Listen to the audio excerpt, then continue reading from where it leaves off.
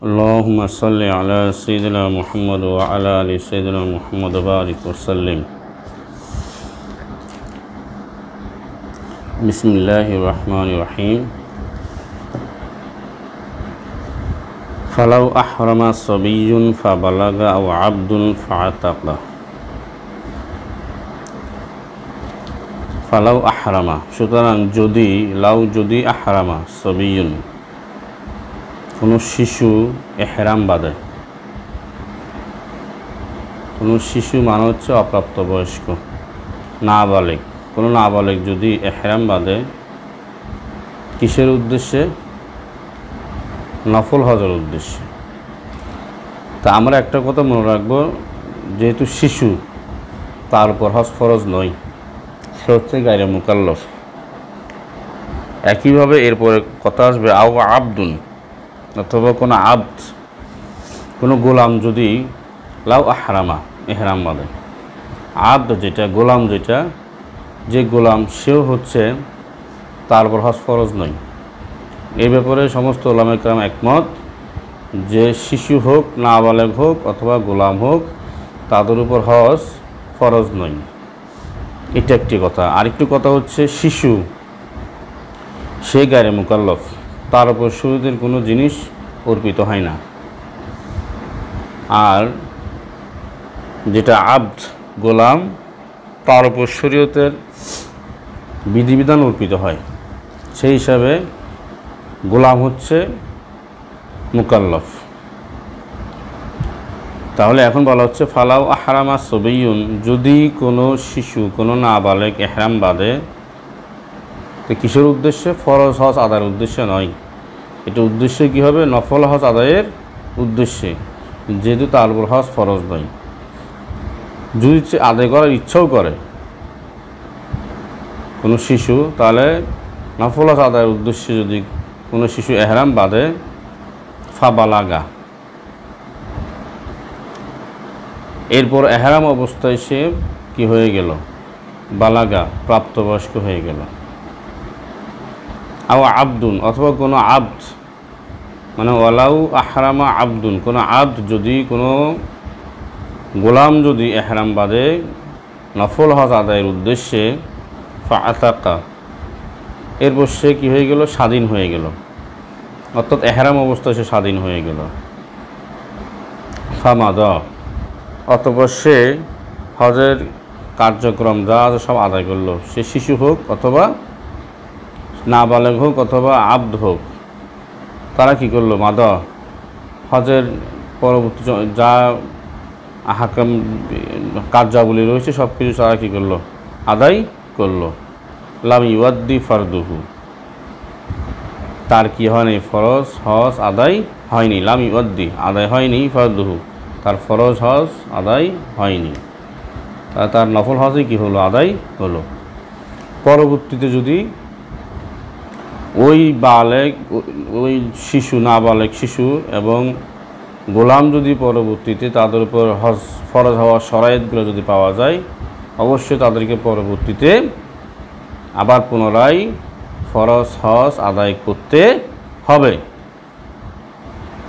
তাহলে আমরা এখানে বুঝলাম যে প্রথম কথা হলো, কোনো শিশু, কোনো নাবালেগ এবং কোনো আব্দ, কোনো গোলামের উপর হজ ফরজ নয়।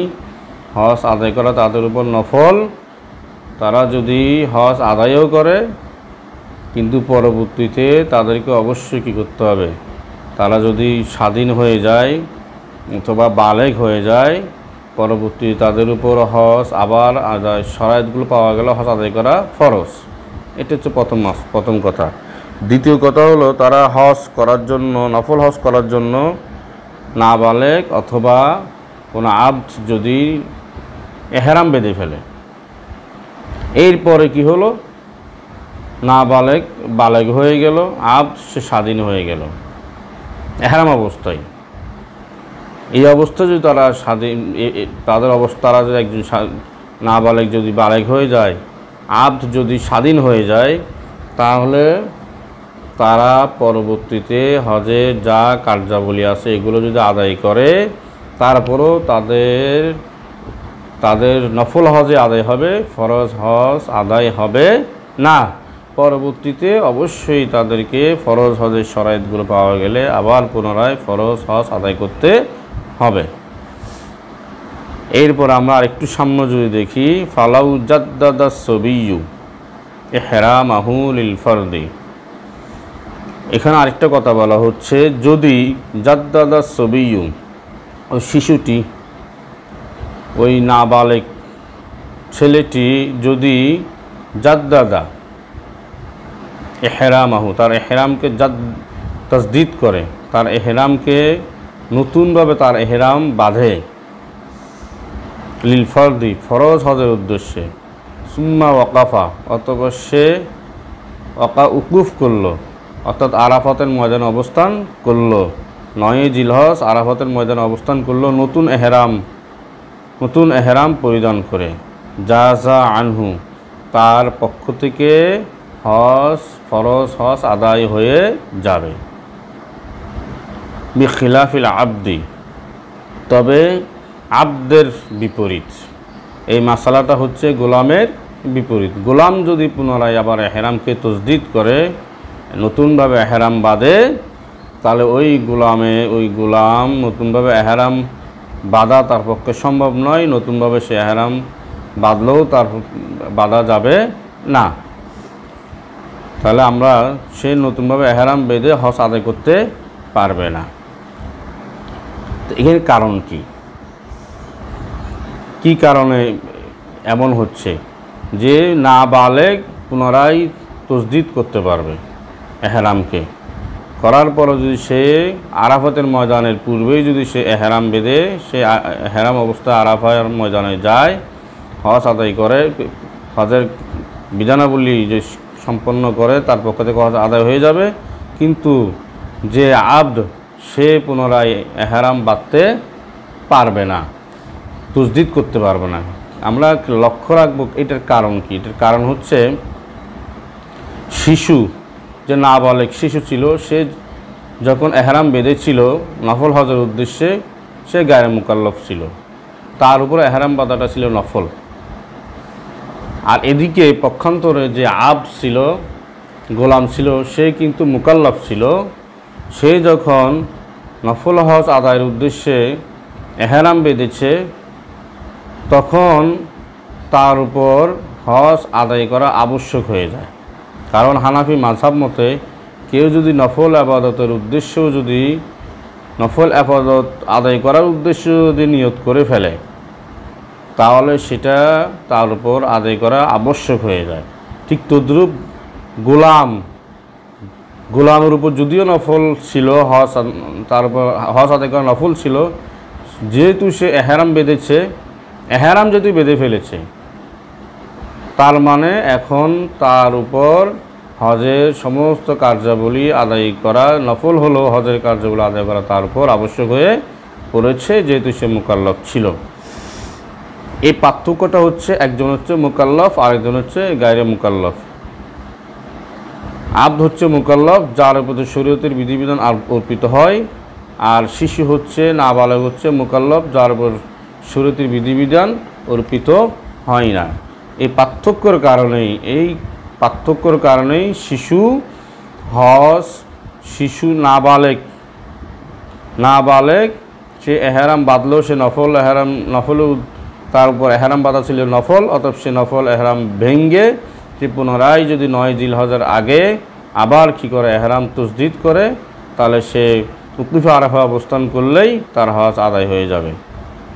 কিন্তু দাসের ক্ষেত্রে তা ভিন্ন। কারণ লিআন্না, এখানে ব্যাখ্যা করে দেওয়া হচ্ছে সরে ব্যাখ্যার মধ্যে, লিআন্না ইহরামাস সবিয়্যি, কারণ শিশুর এহরাম বাঁধা লাম ইয়াকুন লাজিমান, তার উপর আবশ্যক ছিল না, লিআদামিল আহালিয়া না হওয়ার কারণে, লিআদামিল আহালিয়া না হওয়ার কারণে। তাহলে আমরা এখানে আহালিয়া শব্দ মানে হচ্ছে অনুপযুক্ত, মানে উপযুক্ত না হওয়ার কারণে। যেহেতু শিশু কি ছিল না, উপযুক্ত ছিল না, সে গায়রে মুকাল্লাফ ছিল, এই জন্য নাবালেগ লিআন্না ইহরামাস সবিয়্যি লাম ইয়াকুন লাজিমান লিআদামিল আহালিয়া, কারণ ছবির এহরামটা তার উপর আবশ্যক ছিল না। কেন? লি আদমিল হালিয়া, সে অনুপযুক্ত হওয়ার কারণে, আহালিয়া না হওয়ার কারণে। ওই হেরাম আল আব্দি লাজিমুন, আর আব্দের এহরামটা ছিল লাজিমুন, আবশ্যক। আব্দ যখন, গোলাম যখন নফল হজের উদ্দেশ্যে এহরাম বাঁধছিল, তখন তার উপর সে এহরাম বাঁধাটা ছিল কি লাজিমুন, আবশ্যক, কারণ সে ছিল মুকাল্লাফ। ফালা কিনুহুল খুরুজ আনহু, সুতরাং আনহু ওই আব্দের, ওই দাসের, তার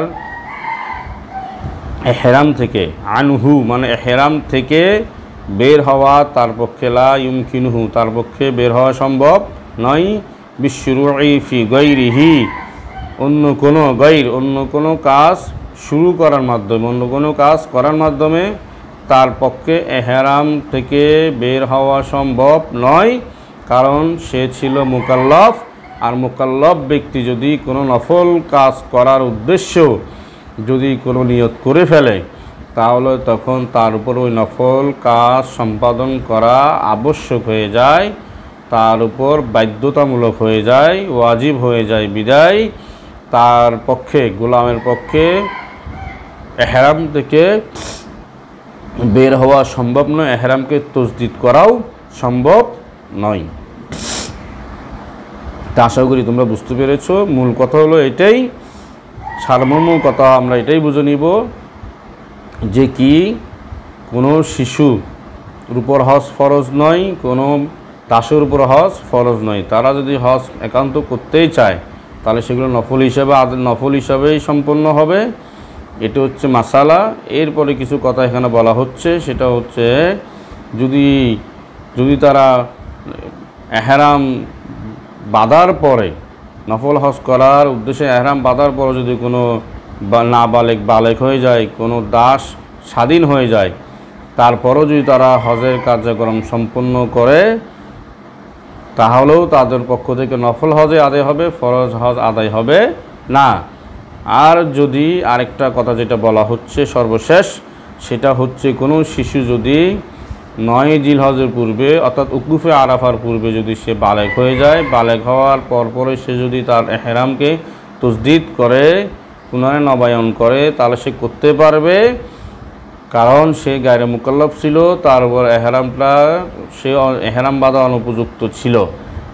গায়রে মুকাল্লাফ মানে সে অনুপযুক্ত ছিল। অতএব সে যদি পুনরায় আবার যদি কি করে, এহরামকে তাজদীদ করার পরে উকুফে আরাফায় অবস্থান করতে পারে, তাহলে সে তার ফরজ হজ আদায় হয়ে যাবে, কোনো সমস্যা নাই।